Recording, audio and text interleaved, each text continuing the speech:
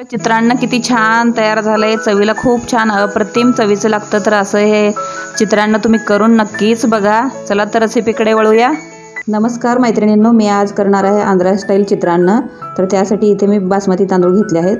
तर हे तांदूळ स्वच्छ धुवून आपला पांढरा साधा भात करून घ्यायचा आहे। तर याला बिर्याणी पण म्हणतात। तर चला रेसिपीकडे वळूया। इथे मी मोठे 2 वाटी तांदूळ घेतले आहेत। तर याचा भात चांगला मोकळा करून घ्यायचा आहे। इथे मी गॅसवरती भात शिजण्यासाठी ठेवलेला आहे। तर त्यात चवीनुसार मीठ घालून आपण अंदाजे पाणी घालून व्यवस्थित मोकळा भात शिजवून घ्यायचा। इथे मी गॅसवरती कढई गरम करायला ठेवली आहे। कढई गरम झाली आहे, त्याच्यामध्ये 2 चमचे मी तेल घालत आहे। तेल गरम झालं आहे, याच्यामध्ये 2 चमचे मी मोहरी घालत आहे। मोहरी तडतडत आहे, याच्यामध्ये मी लसूण घालते आहे। तुम्ही याच्यात कांदा पण वापरू शकता।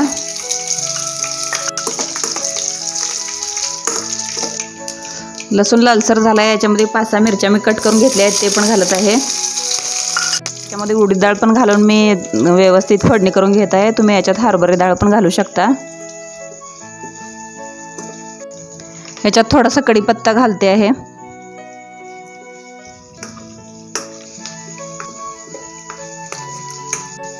याच्यात मध्ये मी शेंगदाणे टाकून घेत आहे।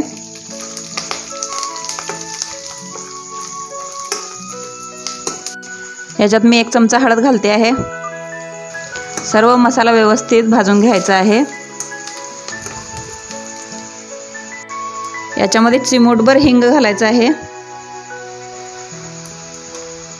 याच्यामध्ये थोडीशी कोथिंबीर घालते मी। हा भात कर्नाटकमध्ये बऱ्याच प्रमाणात केला जातो। आंध्रात देखील केला जातो हा भात। अशा पद्धतीने केलेल्या भाताला चित्रान्न म्हणून ओळखलं जातं। खाण्यासाठी खूप छान लागतो हा भात। आता आपण शिजलेला भात थोडा करून याच्यामध्ये टाकून घेऊ।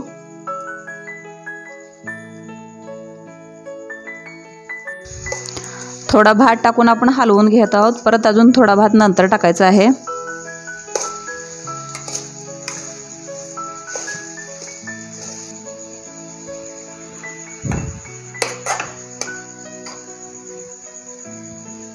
आता व्यवस्थित याला मिक्स करून घ्यायचं आहे।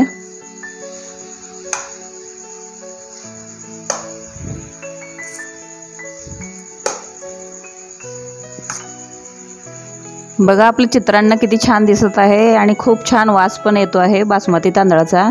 तर अशा पद्धतीने तुम्ही भात करून नक्कीच बघा। घरातील लहानांपासून मोठ्यांपर्यंत सर्वांनाच हा भात आवडेल। याच्यामध्ये थोडंसं चवीपुरतं साखर घालून घ्यायची आहे। याच्यात चव बघून आपण मीठ घालायचं आहे। सुरुवातीला मी भातामध्ये मीठ घातलेलं आहे, त्याच्यामुळे मी चव बघूनच मीठ घालते आहे। याच्यावरती लिंबू पिळून घ्यायचं आहे।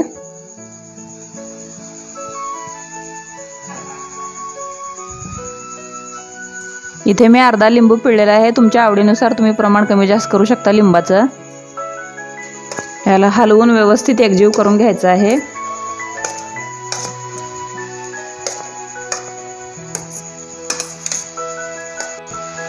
आता हे आपलं चित्रान्न खाण्यासाठी तयार आहे। तर मी गॅस बंद करून प्लेटमध्ये सर्व करते।